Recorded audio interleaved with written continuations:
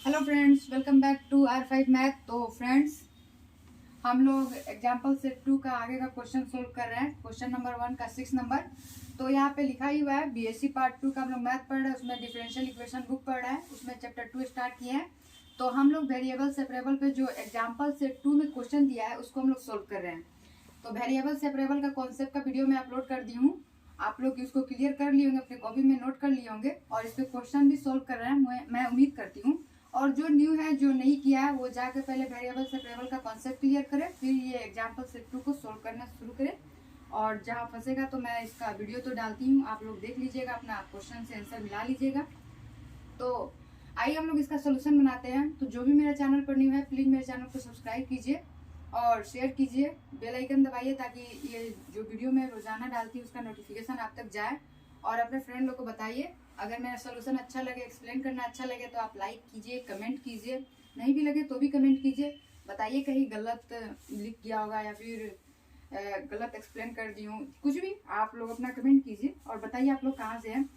एक लड़की कमेंट की हुई थी कि मैम बीएससी पार्ट 3 का मतलब कॉन्सेप्ट क्वेश्चन जो भी है उसका बुक बनाइए। तो मेरे पास बुक उसका अवेलेबल नहीं है, मैं आपको बताना चाहती हूँ।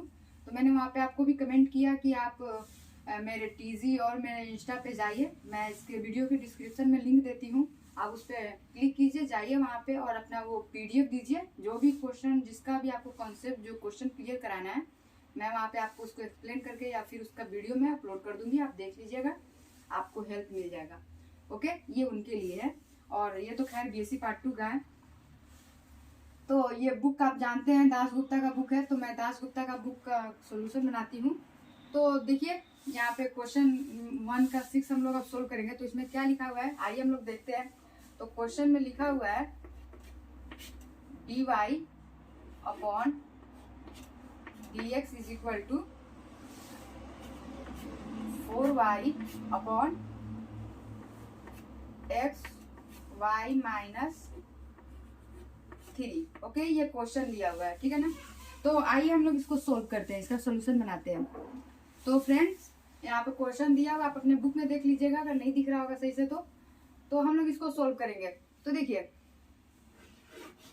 थोड़ा मेरा मैथ बनाने का तरीका अलग होता है, जैसे कि ये सब इधर भेज दिया जाता है, इसको माइनस में करके इक्वल में लिखा जाता है, लेकिन मैं आपको ये एक्स वाला इधर सोल्व कर लेती हूँ, वाई वाला इधर सोल्व कर लेती हूँ, लेकिन लास्ट में आपका जैसे आंसर बुक में दिया होता है वैसे मैं बना देती हूँ, तो उसमें आप कंफ्यूज मत होइएगा, इतना तो आप समझते हैं। तो देखिए ये y जो है, ये 4 को हम ऐसे ही रहने देंगे, ये y जो है ना, ये ऊपर मतलब बाटा के ऊपर है, मल्टीप्लाई में है, तो इसको हम लोग इधर भेजेंगे तो बाटा में आएगा, तो यहाँ पे बाटा में क्या आ जाएगा, y आ जाएगा। ओके, अब ये जो बाटा के नीचे है तो ये इधर आएगा तो क्या हो जाएगा, गुना में होगा, तो यहाँ पे हम क्या लिखेंगे, y माइनस 3। ये जो बाटा में है ये आके इधर गुना में हो जाएगा, ठीक है ना। y को हम लोग एक साइड कर लेते हैं, x को एक साइड कर लेते हैं, सबको ये एक ही साइड करके लिखता है, या माइनस करके dx वाला लिख देता है इक्वल टू 0। लेकिन थोड़ा मैं अलग सोल्व करती हूँ, इसलिए कि आपको ये समझ में आ जाए और x वाला भी आपको क्लियर हो जाए, और बाद में हम लोग आंसर तो सेम कर ही देते हैं जैसे दिया रहता है। तो ये बाटा में है तो इधर मल्टीप्लाई में होगा, ये मल्टीप्लाई में है तो यहाँ बाटा में आएगा, समझ में आया, dy।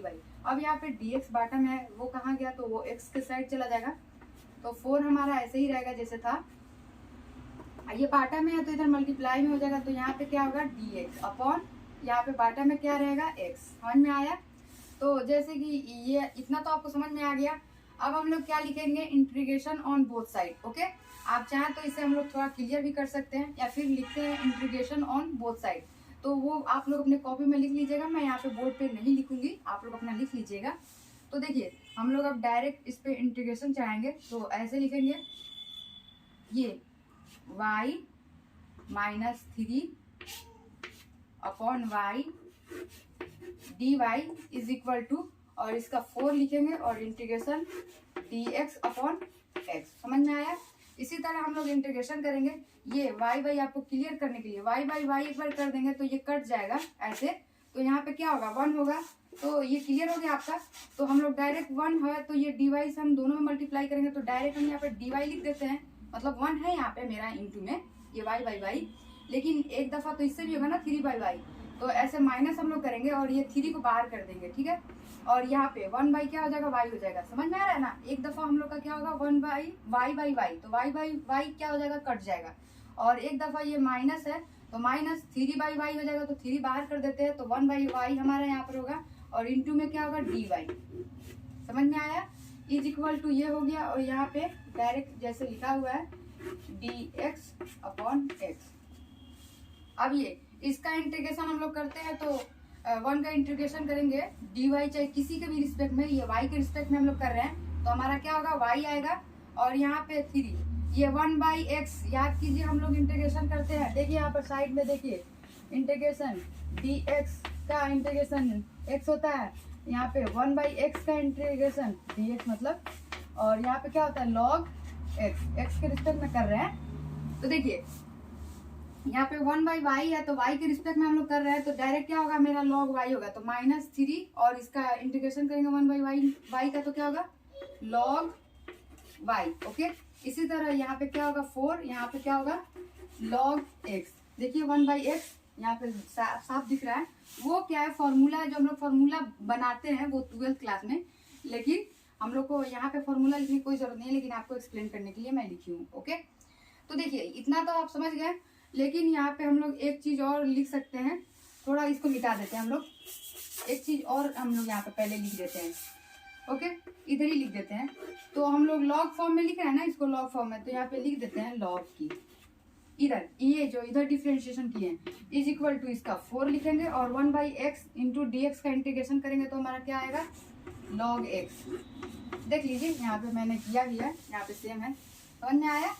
तो ये देखिए वाई, तो देखिए हम इसको लिख सकते हैं ये y इंटू लॉग ई। ये मैं इसको ना मैं लॉग में चेंज कर रही हूँ, तो लॉग में जब चेंज किया जाता है ना, तो लॉग यहाँ पे देकर e के पावर y कर दिया जाता है। ये डायरेक्ट ये मैं अगर बनाऊँ तो इसको ऐसे चेंज करूँ, लेकिन आपको एक्सप्लेन करने के लिए मुझे ऐसे बनाना पड़ता है, ताकि आप समझ जाए कि ये कैसे हुआ। कितना लोग को लॉग में चेंज नहीं करने आता है, तो जिसको नहीं आता है ना ये उनके लिए। और आप समझ गए तो इसके बाद वाला आप स्टेप लिख दीजिएगा, इसको छोड़ दीजिएगा, डायरेक्ट आप इसको ऐसे लिख दीजिएगा, जैसे कि लॉग में चेंज करना है y को, तो e के पावर y लिख दीजिएगा। आप डायरेक्ट ऐसे लिख दीजिएगा जिसे चेंज करने आता है, समझ में आ रहा है ना। और जिसे नहीं चेंज करने आता तो देखिए मैं बता देती हूँ, log e is equal to क्या होता है 1 होता है, जैसे मैं आपको बताई ही हूँ। तो देखिए ये y के इंटू में कुछ भी नहीं तो 1 है, तो 1 इज इक्वल टू लॉग ई लिख सकते हैं, तो लॉग ई लिख दिया हम यहाँ पे। देखिए अब -3, और ये जो हम लोग जानते हैं कि ऐसे दिया रहता है, जैसे कि दिया रहेगा ये a लॉग ई के पावर ई दिया रहेगा, चाहे कुछ भी दिया रहेगा, तो हम लोग ये क्या करते हैं a को इसके पावर में भेज देते हैं, तो क्या आ जाता है लॉग ई के पावर a हो जाता है। या फिर लॉग ई ए दिया रहेगा, तो हम ये ए को मल्टीप्लाई में भेज देते हैं। ये तो आप लोग बहुत किए होंगे, याद कीजिए। तो ये देखिए ये मल्टीप्लाई में है, तो ये वाई के पावर में चला जाएगा, तो ये क्या हो जाएगा minus log y q, plus यहाँ पे क्या हो जाएगा log a is equal to, ऐसे ये इंटू में 4 है, तो ये इसके पावर में चला जाएगा एक्स के, तो यहाँ पे क्या होगा लॉग एक्स के पावर 4। समझ में आया। तो इतना तो हो गया। अब ये समझ में आ गया, देखिए अब ये इंटू में चला गया, मतलब ये मल्टीप्लाई में है ना, तो ये ई के पावर में चला जाएगा, तो ये क्या हो जाएगा लॉग ई। इतना आप लोग बहुत चेंज किए होंगे, मतलब इसके पावर में भेजेंगे, मल्टीप्लाई में भेजेंगे, ऐसे करके। तो 11th 12th में देखिए इज इक्वल टू यहाँ पे प्लस लॉग के लिखेंगे। अब आप बोलिएगा ये कहाँ गया, तो इसको हम लोग इस साइड भेज देंगे। तो देखिए यहाँ पे लिखेंगे लॉग एक्स के पावर 4, और ये माइनस में है ना, ये माइनस में है, इधर आएगा तो क्या हो जाएगा प्लस में हो जाएगा, तो लॉग क्या होगा वाई क्यू। समझ में आया इतना। अब इतना समझ में आ गया, मैं उसे मिटा कर वहां पे बना देती हूँ। ये बस समझाने के लिए था, ये आप लोग को समझाने के लिए था, आप लोग अपनी कॉपी में नोट कर लीजिएगा। तो यहाँ पे देखिए इसके बाद से, तो देखिए लॉग प्लस में है, तो जैसे कि फॉर्मूला हम लोग जानते ही हैं, इसको भी लिखना पड़ेगा क्या, log x plus log. Short video में डाली हुई हूँ, आप उसको क्यों नहीं देखते, आप उसे देखिए, आप समझ जाइएगा। log x इंटू वाई, ठीक है ना, ये फॉर्मूला होता है। तो देखिए log x plus log y, तो log को कॉमन कर लेंगे हम लोग यहाँ पे, तो log क्या हो जाएगा k e के पावर y, k e के पावर y, ये हो जाएगा, प्लस में है, सेम फॉर्मूला पे देख लीजिए, इज इक्वल टू ये क्या होगा, log इसमें कॉमन हो जाएगा, तो log और x के पावर क्या है, x के पावर है 4 और इंटू y के पावर क्या है q, मतलब y के पावर 3 है, समझ में आ रहा है ना, ये उसका y है। अब log क्या आ जाएगा, कट जाएगा, तो यहाँ पे क्या बचेगा, k e के power y is equal to x के पावर 4 और y के पावर q। तो वेयर k इज